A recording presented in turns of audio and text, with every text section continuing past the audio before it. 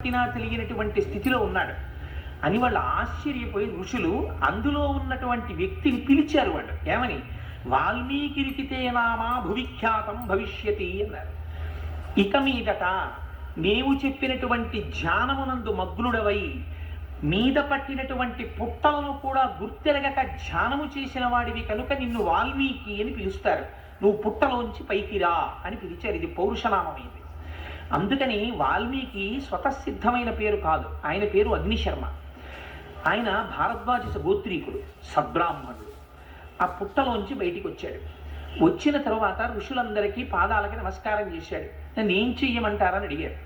అడిగితే నువ్వు ఉత్తరాభిముఖుడవై వెళ్ళి భగవద్ధ్యానం చేయమన్నారు. ఆయన కుశస్థలీ మధాగమ్య సమారాధ్య మహేశ్వరం అన్నారు. కుశస్థలి అనబడేటటువంటి ప్రదేశానికి వెళ్ళి విశేషంగా పరమశివుణ్ణి ఆరాధన చేశారు. పరమశివ ఆరాధన చేస్తే ఆయనకి కలిగినటువంటి ఫలితం ఏమిటో తెలుసా అండి? మూడు మూర్తులకును మూడు లోకములకు మూడు కాలములకు మూలమగుచు భేదమగుచు తుదిక భేదమయ్యొప్పారు బ్రహ్మమనగ నీవే పాలనయన. ఒకే పరబ్రహ్మం సృష్టి స్థితి లయ చేసేటప్పుడు, సృష్టి చేసేటప్పుడు బ్రహ్మగా ఉంటుంది, స్థితి చేసేటప్పుడు శ్రీ మహావిష్ణువుగా ఉంటుంది, లయ చేసేటప్పుడు పరమేశ్వరుడిగా ఉంటుంది.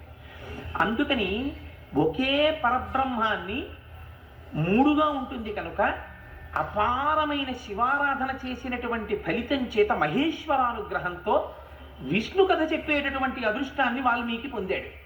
విష్ణు కథ చెప్పడానికి ఉపదేశం చేసిన వారెవరు? బ్రహ్మగారు ఉపదేశం చేశారు. ఇప్పుడు వాల్మీకి ఎవరి అనుగ్రహాన్ని పొందాడు? త్రిమూర్తుల యొక్క అనుగ్రహాన్ని పొందాడు. చేసినది మహేశ్వరారాధన, పొందినది బ్రహ్మగారి యొక్క అనుగ్రహం, చెప్పినది శ్రీ మహావిష్ణువు యొక్క కథ. అందుకని ఈ ముగ్గురి యొక్క అనుగ్రహాన్ని పొందినటువంటి వాడు కనుక పౌరుషనామంతో ఆయన్ని వాల్మీకి అని పిలిచాడు.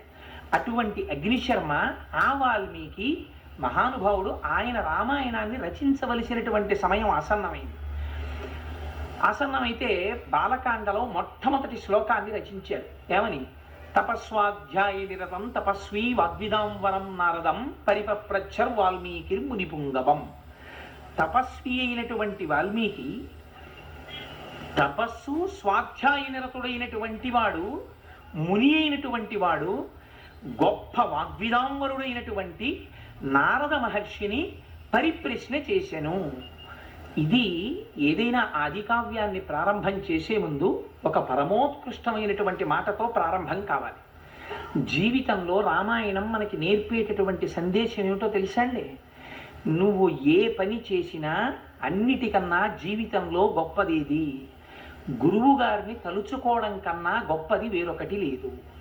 అందుకే మనం పూజ చేసిన గురుర్బ్రహ్మ గురుర్విష్ణు గురుర్దేవో మహేశ్వర గురు సాక్షాత్ పరబ్రహ్మ తస్మై శ్రీ గురవే నమః అంటాం. గురువుని తలుచుకోవడం, గురువు చెప్పినటువంటి మాటలను జ్ఞాపకం తెచ్చుకోవడం, ఇంతకన్నా గొప్ప మంగళాచరణం ప్రపంచంలో ఉండదు. అందుకని తనకి గురువుగా ఆనాడు పరిప్రశ్న చేస్తే ఎవరు రామాయణాన్ని భాషింపచేశారో ఆ నారద మహర్షిని జ్ఞాపకం తెచ్చుకుంటున్నారు. ఎటువంటి వాట నారదుడు?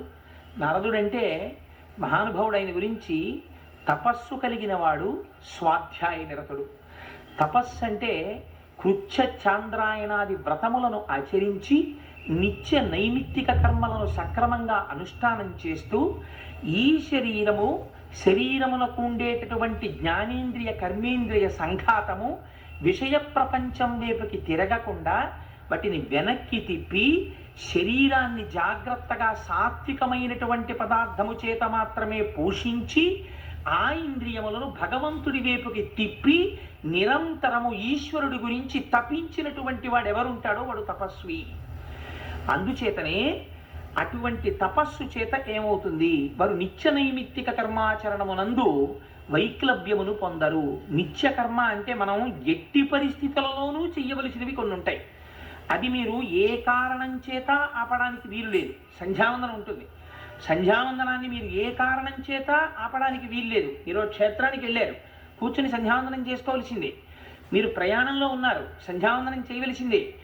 ఎక్కడ ఉన్నా సంధ్యావందనం మాత్రం చెయ్యాలి. దీన్ని నిత్యకర్మ అంటారు. నైమిత్తిక కర్మ అని ఉంటుంది. నైమిత్తికము అంటే ఒక్కొక్క పర్వదినం వస్తుంది. ఇవాళ రోజున ప్రమోత్కృష్టమైనటువంటి రోజు, గురువారంతో కూడుకున్నటువంటి పుష్యమాసంలో వచ్చినటువంటి ఏకాదశి దినం. ఇది చాలా గొప్ప రోజు. అందుకనే ఈ రోజు రామచంద్రమూర్తి రామాయణాన్ని ప్రారంభింపజేశారు. సరే,